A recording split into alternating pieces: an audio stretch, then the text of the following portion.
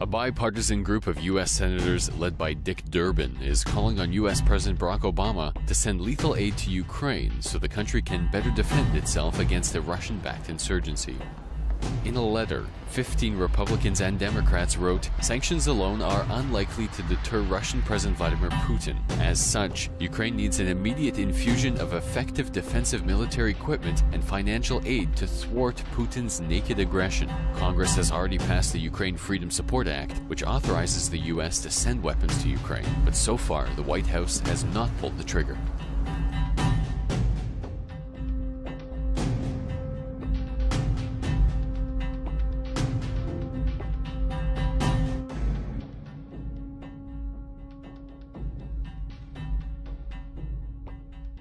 This is Democracy Now!, democracynow.org, The War and Peace Report. I'm Amy Goodman. And I'm Aaron Matte. Welcome to our listeners and viewers around the country and around the world. The UN has raised the death toll from fighting in eastern Ukraine to over 5,200 people since last April, following the ouster of Ukrainian President Viktor Yanukovych 1 year ago this month. Another 1.5 million people have been displaced. According to Russian-backed rebels in Donetsk, shelling in eastern Ukraine has killed at least 8 people and wounded 22 others in the past day. Ukraine says 5 more of its soldiers have died. This comes as the White House now considers arming Ukraine in its fight against Russian-backed separatists. Washington already supplies non-lethal military equipment to Ukraine, but there is a growing push to send arms, from rifles to anti-tank weapons. On Monday, State Department spokeswoman Jen Psaki was asked about U.S. policy. There are a whole plethora of reports out this morning that the administration is reconsidering providing lethal assistance to the Ukrainian government. Would you care to address those? Well, Matt, we are constantly assessing our policies on Ukraine to ensure they are responsive, appropriated, and calibrated to achieve our objectives. We are particularly concerned about recent escalating separatist violence and separatist attempts to expand the territory they currently control further beyond the ceasefire line agreed to in Minsk, as well as the increasing toll of civilian and military casualties. Okay, so it sounds like you're not saying no, that these reports are wrong. Is it accurate then to say that this kind of assistance is now part of the conversation?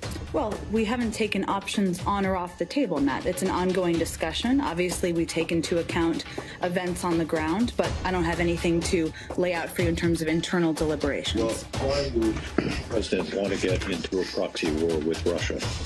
Well, I don't think anybody wants to get into a proxy war with Russia, and that is not the objective. Our objective here is to change the behavior of Russia. That's the reason that we've put the sanctions in place. We certainly want to help Ukraine, a sovereign government, thrive and go through this transition period. No decisions have been made. I'm talking about the fact that we, of course, preserve the right to consider a range of options.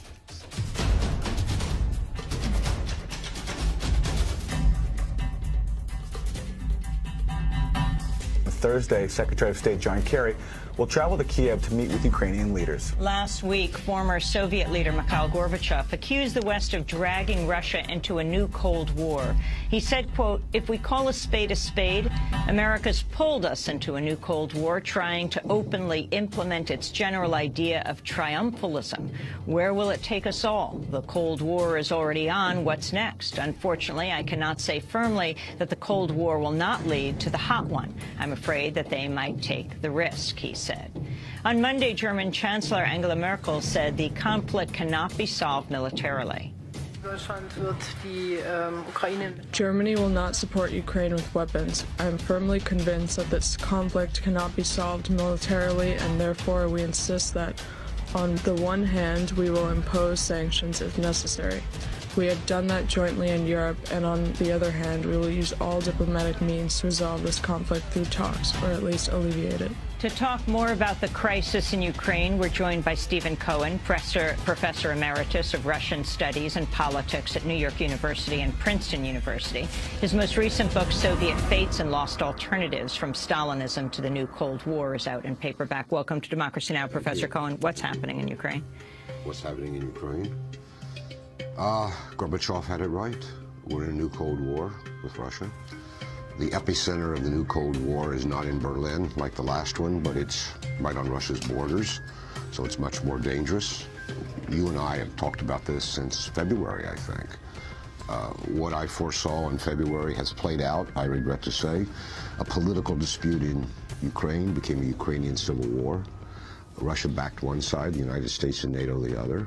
So it's not only a new Cold War, it's a proxy war. We're arming Kiev, Russians are arming the eastern fighters. And I think, though I don't want to spoil anybody's day, I said to you in February this had the potential to become a new Cuban Missile-style confrontation with the risk of war. That's where we are now, and I think Gorbachev was right. There was a ceasefire reached in September. What's happened since then? Well, it was never honored in full, and the primary problem was, I mean, there were many provisions of the ceasefire which was supposed to stop the fighting in the east and lead to direct negotiations between the rebel government or fighters, we call them separatists. They weren't separatists when all this began, but now they're separatists. They don't want to live with Kiev any longer, but it was supposed to lead to negotiations. The main thing that happened is it required both sides to pull back their artillery, primarily Kiev, because Kiev was bombarding the capital cities of eastern Ukraine, Lugansk and Donetsk. That artillery was never pulled back. It was supposed to be 30 kilometers. How far back they pulled them, I don't know. But as you know, in the last week, those cities have been bombarded again. So the ceasefire was honored kind of marginally in the breach for a couple of months. But about a week ago, 10 days ago, the fighting escalated. Now there's a dispute because it eliminated the possibility of negotiations again. Who began the escalation? The State Department, you heard Psaki say it was Russia and Russian agents. Russia and the rebels say it was Kiev. But we're in a fog of war.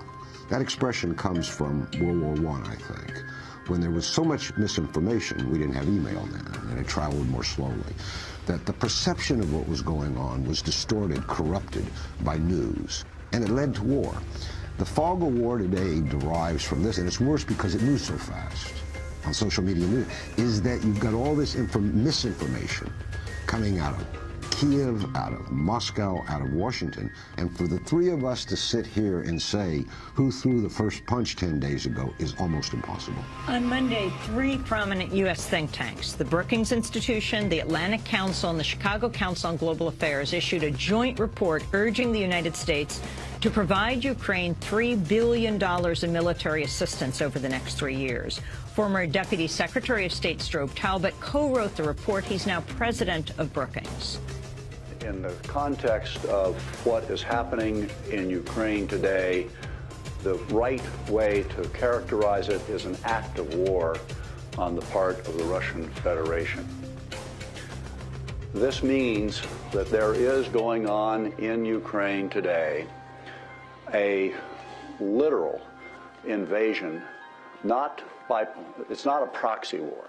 It's a literal invasion by the Russian armed forces.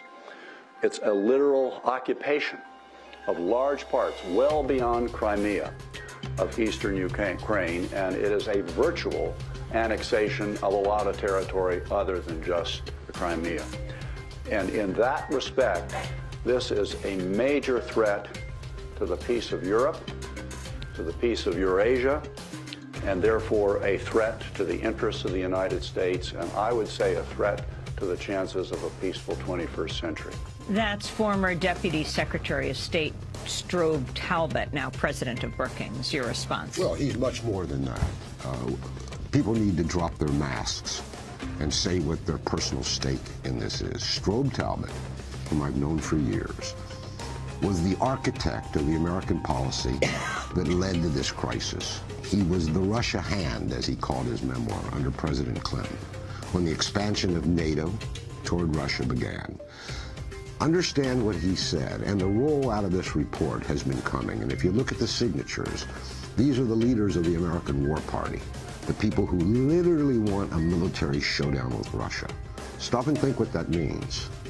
Stop and think what that means, as though Russia's going to back off.